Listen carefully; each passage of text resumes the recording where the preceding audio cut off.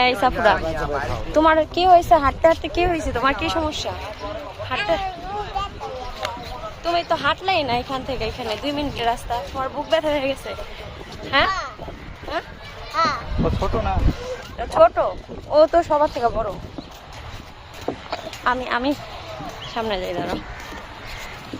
তোরা তো এত জোরে হাঁটতেছস।